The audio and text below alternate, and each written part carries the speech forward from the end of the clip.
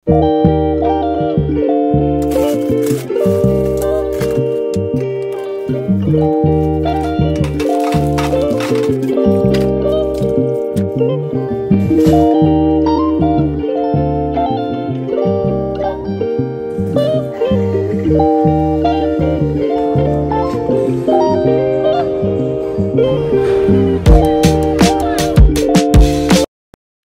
Everyone, আসসালামু আলাইকুম। সবাইকে আমার নতুন আরেকটা ব্লগ দেখার আমন্ত্রণ জানিয়ে শুরু করছি। আশা করছি আমার আজকের ব্লগটি ভালো লাগবে। ব্লগটা দুপুর থেকে শুরু করলাম। আমরিনকে স্কুলে দিয়ে আসছি, এখন হাতে আছে 1 ঘন্টার মতো। আমি বাসায় না গিয়ে ভাবলাম যে বাসার জন্য কিছু বাজার করে নিই। আর আমরিনের আব্বু হচ্ছে একটা কাজে, উনি ব্যাংকে গিয়েছেন, একটু পরে আসবেন। আমি অর্ধেক বাজার করে এখন কফি শপে বসে কফি খাচ্ছি।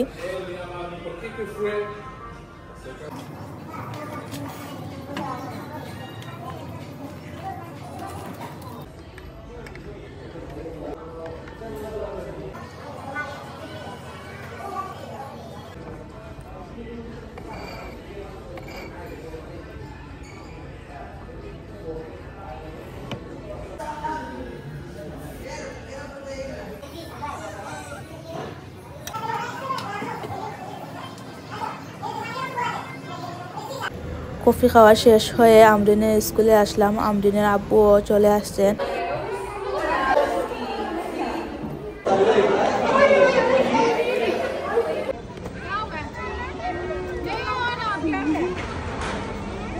তা আমরিনকে নিয়ে এখন আরো কিছু বাজার আছে, সেগুলো আমরা করে বাসায় চলে যাব।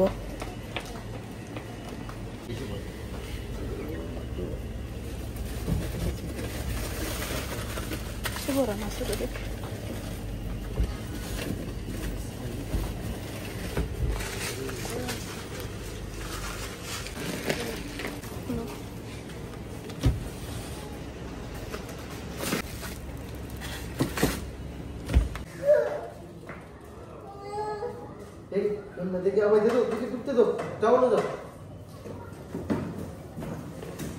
আমি তো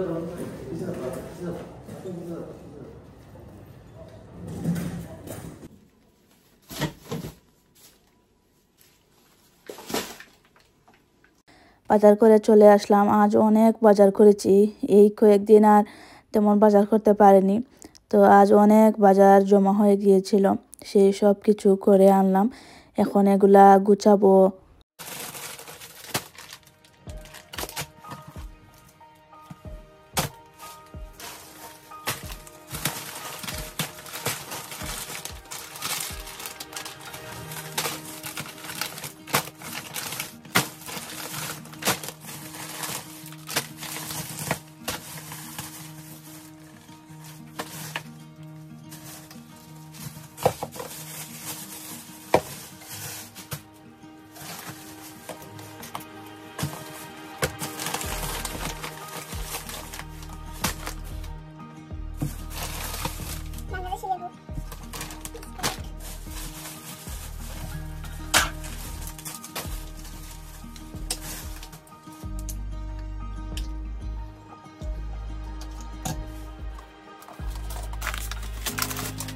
আমরিনের স্কুলে দেওয়ার জন্য অনেক ধরনের এই ফান বিস্কুট এনেছি। এই সব কিছু এখন প্যাকেট থেকে খুলে বক্সে ঢুকিয়ে রাখবো।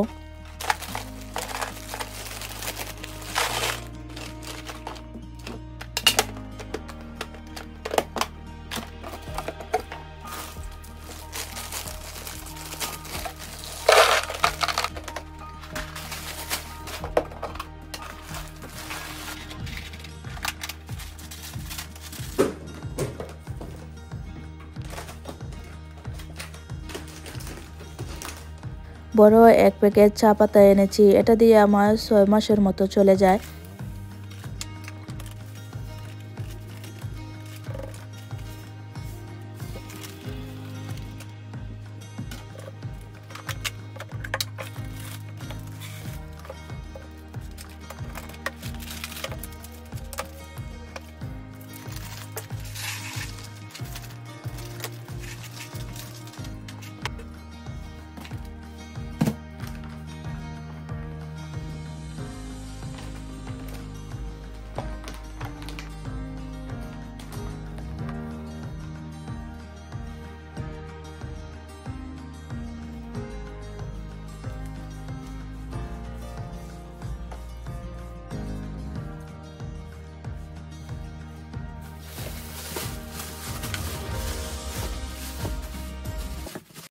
এখন হচ্ছে মাছ ভেজিটেবল এগুলা গুছাচ্ছি।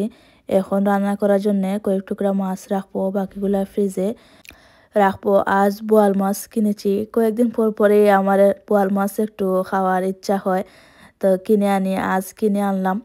চিচিংড়া এনেছি, এটা দিয়ে বাজি করব। কাঁঠালের বিচি, চিচিংড়া, তারপরে এই যে সিমের বিচি, এগুলো বাংলাদেশ থেকে এনেছিলাম শুকনা। এই সব কিছু মিক্স করে একটা বাজি বানাবো। প্রথমে সব কিছু কেটে কুটে নেই, তারপরে হচ্ছে রান্নাটা বসাবো। বেসিনে কিছু ময়লা থালা বাসন ছিল, দুপুরে খাওয়ার পরে আর এগুলা গুছাইনি, বাহিরে চলে গিয়েছিলাম। আমরিনকে নিয়ে স্কুলে গেলাম, তো বাজার করে আনলাম। তো এখন হচ্ছে বেসিনটা, তারপরে আমার কিচেনটা পরিষ্কার করে তারপরে আমি রান্না বসাবো। আর এটা আমার একটা অভ্যাস বলতে পারো, আমি কিচেনটা গুছিয়ে তারপরে যা যা রান্না করব সেই সব কিছু জোগাড় যন্ত্র করে তারপরে রান্না বসাই। আমার কাছে মনে হয় যে এভাবে করলে খুব তাড়াতাড়ি রান্নাটা হয়ে যায়। তারপরে নিজের কাছেও ভালো লাগে যখন দেখি যে সব কিছু গুছানো পরিষ্কার। পেঁয়াজও কেটে নিয়েছি, এগুলা ব্লেন্ডার করব। আজ রান্না করার পরে যা থাকবে সেটা ফ্রিজে রেখে দেব।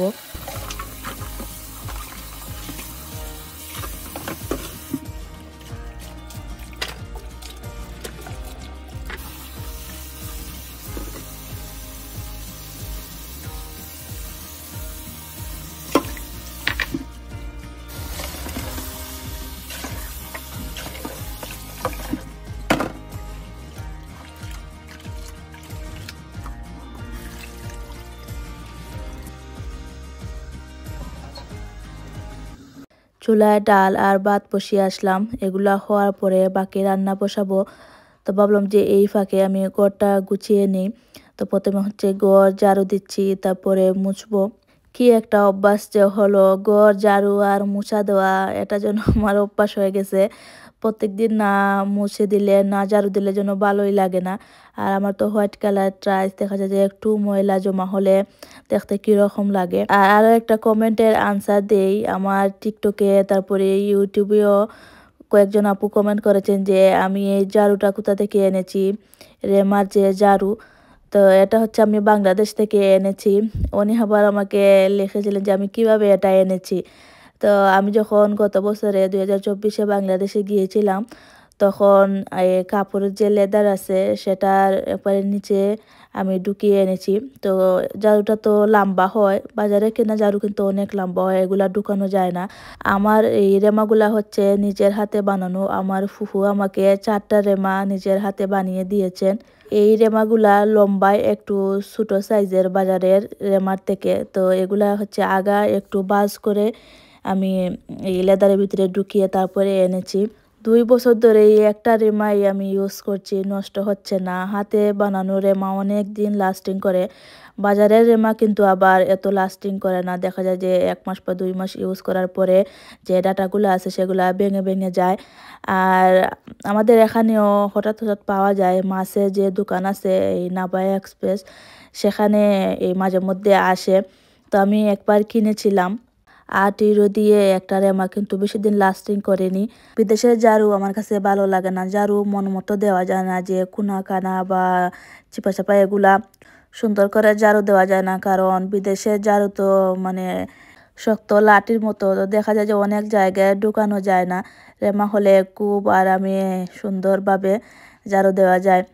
আমার আজকের ব্লগটা এখানেই শেষ করছি, দেখা হবে নেক্সট ব্লগে। সেই পর্যন্ত আল্লাহ হাফেজ।